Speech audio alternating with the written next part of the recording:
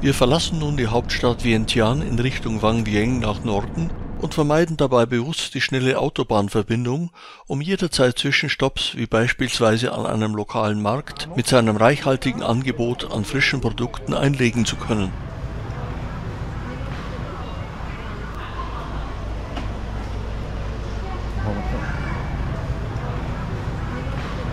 Neben einer Vielzahl höchst ansprechender Sinneserlebnisse sind die proteinreichen Nahrungsmittel der Zukunft für Europäer eher noch etwas gewöhnungsbedürftig.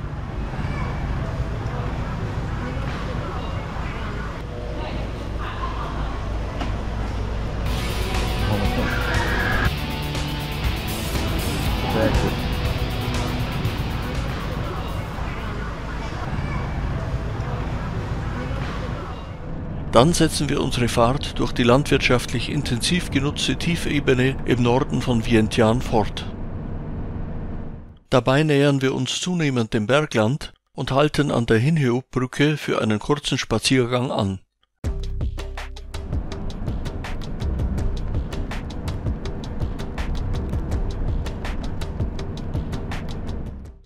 Zu Fuß überqueren wir die Brücke über den Fluss Nam Lik und lassen die schönen Landschaftsbilder auf uns wirken.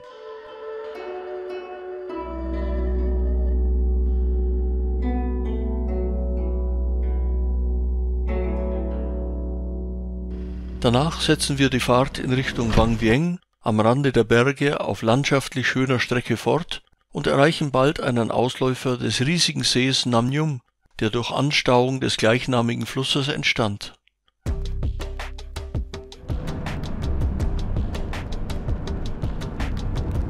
Über eine Brücke nähern wir uns dem großen Stausee, der von unserem Haltepunkt aus nur in kleinen Teilbereichen einsehbar ist.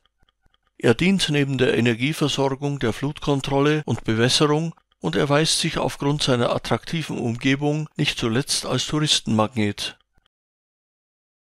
Dementsprechend ausgerichtet zeigt sich auch das Angebot der Märkte am Straßenrand.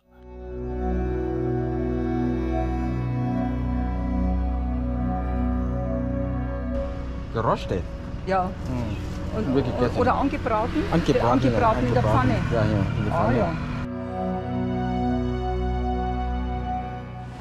Auf den Feldern der Umgebung ist die Zeit für die Reisernte gekommen.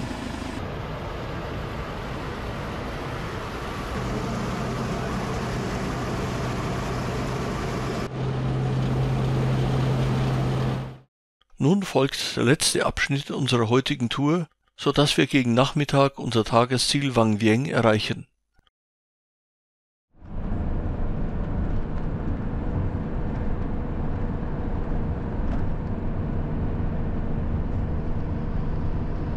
Mit der Ankunft an der Stadtgrenze von Vang Vieng tauchen erstmals die berühmten Karstberge rund um die Stadt am Horizont auf.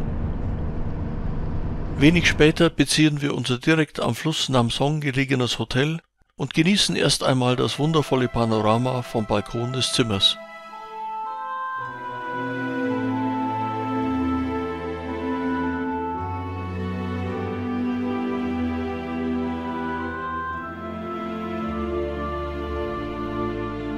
Bei einem Blick auf den Pool und dessen Lage ist der Verlauf des restlichen Tages bereits vorbestimmt.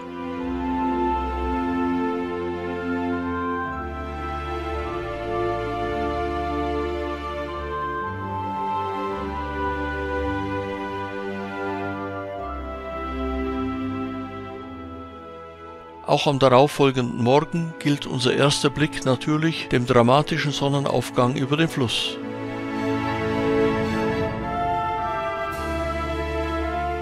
Natürlich möchten wir auch die wundervolle Umgebung der Stadt näher kennenlernen und brechen deshalb rasch zu einer Tagestour auf, die uns zunächst in das nördlich der Stadt gelegene, langgestreckte Tal entlang des Flusses führt.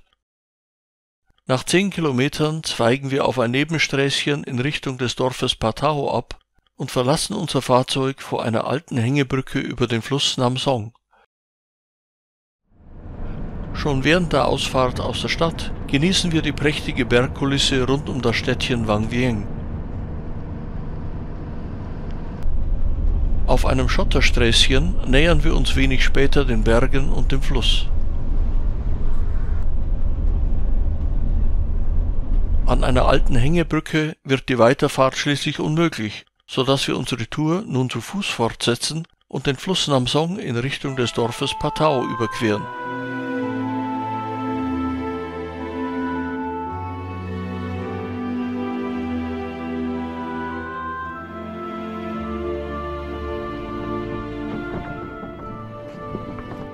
Jenseits der Brücke beginnt eine andere Welt. Wir erleben hier Ursprünglichkeit und unverfälschtes Dorfleben pur.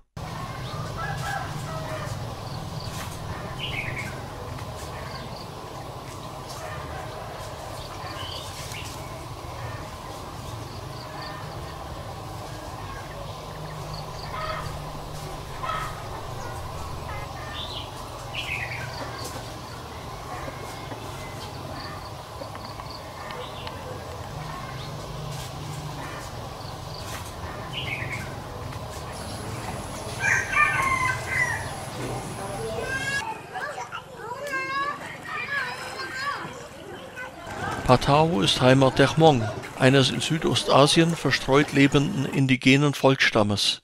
Tragende Säulen des Gemeinschaftslebens sind Handwerk, Selbstversorgung und Zusammenhalt.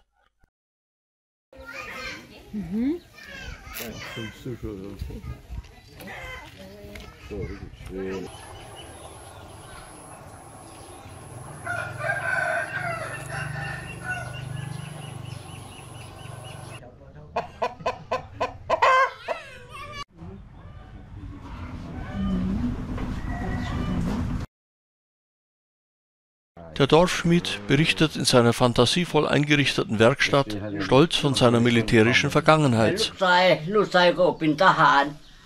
Eine ist Major, eine noch großer. Und Schwiegersohn auch. Armee.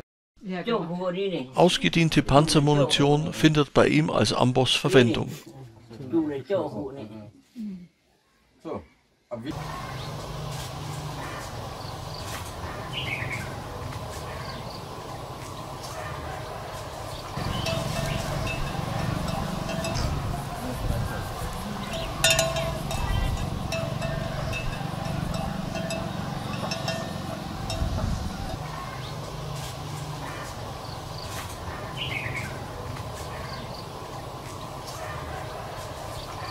Nach unserem Spaziergang durch das Dorf folgen wir nun einem Pfad entlang eines Bewässerungskanals und erreichen nach einer schönen Naturwanderung die sogenannte Wasserhöhle für eine willkommene Rastpause.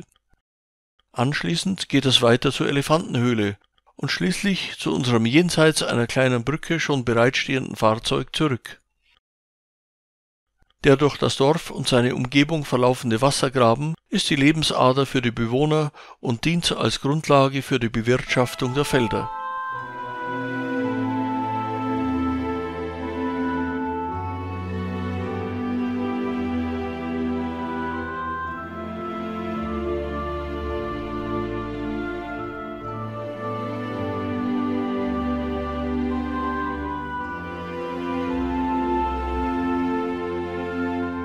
Unsere Wanderung folgt einem kleinen Pfad entlang des Bewässerungsgrabens, wobei es immer wieder Anlässe zum Innehalten und Staunen gibt.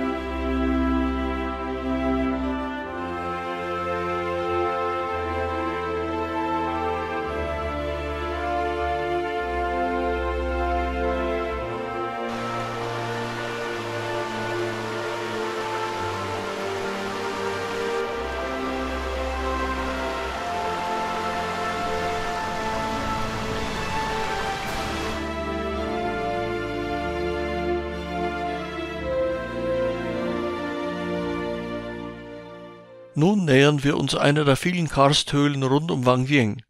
Weshalb diese Wasserhöhle genannt wird, stellen wir sogleich fest. Unmittelbar nach der Regenzeit ist diese fast bis zur Decke mit Wasser gefüllt. Der angebotene Zugang erscheint uns nur wenig reizvoll. Wer es nass mag, kann auch an anderen Vergnügungen teilnehmen. Wir nutzen den Aufenthalt hier für eine angenehme Rast. Danach setzen wir unsere Wanderung fort und blicken auf einen wie ein Turm in der Landschaft aufragenden Karstfelsen. Hier befindet sich die sogenannte Elefantenhöhle, eine kleine Grotte mit einem buddhistischen Altar und einem symbolischen Fußabdruck Buddhas.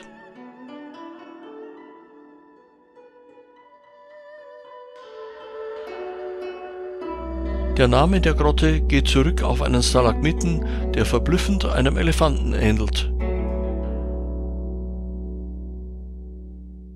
Außerhalb der Höhle beeindruckt uns vor allem eine Friedensglocke, die unglaublicherweise aus einer alten Fliegerbombe hergestellt wurde. Das war richtige Bombe. Das? Ja. Richtige Bombe. Nun bedarf es nur noch eines kurzen Spaziergangs über eine weitere Brücke, um zu unserem idealerweise genau an dieser Stelle wartenden Fahrzeug zu gelangen. Danach geht es wieder zurück durch das Flusstal in Richtung Wang Vieng und schließlich wartet zum Abschluss des Tages noch ein weiteres Abenteuer auf uns. Im Süden der Stadt zweigen wir nochmals in Richtung des Flusses ab, den wir diesmal mit einer kurzen Fährfahrt überqueren. Danach geht es hoch hinauf zu der mitten in der Bergwand gelegenen Höhle Tamjiang. Nach der erneuten Ankunft am Fluss vermissen wir eine in vielen Karten eingezeichnete Fußgängerbrücke, die jedoch von einer Flut mitgerissen wurde. Schnell hat man hier stattdessen einen einfachen Fährbetrieb eingerichtet, mit dessen Hilfe wir problemlos die gegenüberliegende Seite erreichen. Dort spazieren wir zunächst durch eine schöne Gartenanlage und anschließend durch den wildromantischen Abfluss eines Bergbachs.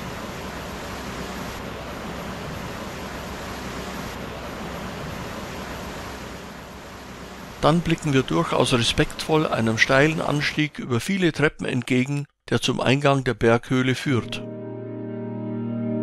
Die Tiefblicke sorgen für lohnende Atempausen.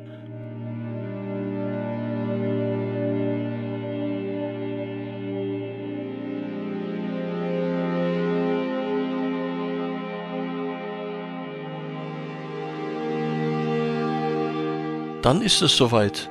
Wir durchschreiten den Höhleneingang und staunen über die Wunderwelt der Stalagmiten und Stalaktiten, die sich typischerweise in derartigen Karsthöhlen bildet.